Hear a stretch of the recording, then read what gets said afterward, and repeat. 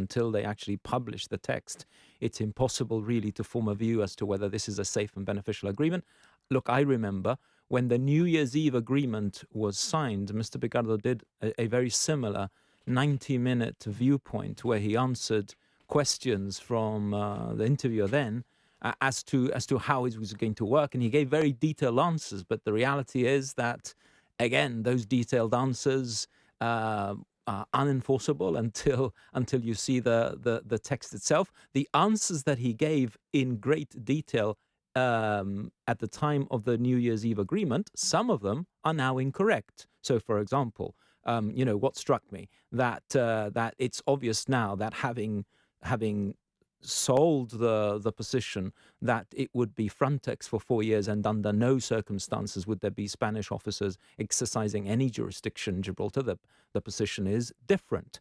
That the New Year's Eve agreement does not mention any kind of airport management situation in terms of and it appears now in terms of the detail that has emerged that there will be provision that there will be some kind of company set up for the award of a tender for the management of the airport. That wasn't in the New Year's Eve agreement. So it's very clear.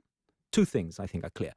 First of all, that the negotiating position has evolved, and I think it's important for there to be a realistic and politically honest debate about it. And secondly, also clear from the discussion with Mr. Picardo on Viewpoint last Thursday, that the treaty text is in draft but not being concluded, and therefore it's absolutely right that as an opposition that we should reserve our judgment as to whether this is a safe and beneficial agreement without seeing the treaty text. This is not about the small print but rather the big print. Given that the devil will be in the detail, as everybody agrees, do you think that there might be mileage for the Chief Minister to try to publish some of the parts of the text that have already been drafted and he says already agreed, because I think he's suggested that the complicated bits are done already?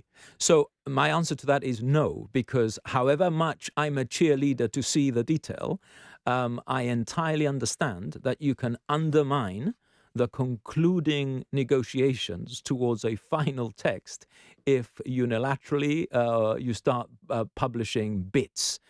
I think the Chief Minister has actually gone quite far in giving a snapshot of detail, and I would say that it's probably not in the interests of a concluded negotiation. And bear in mind that when the New Year's Eve agreement was published, we were told the conclusion to it would end up in a treaty in 6 months.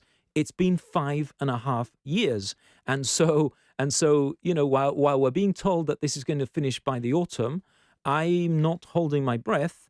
I hope it's the autumn, but I would say it's important for them to continue the process and land the deal as soon as possible so that we can all stare at it and make that final assessment as to whether it's safe and beneficial.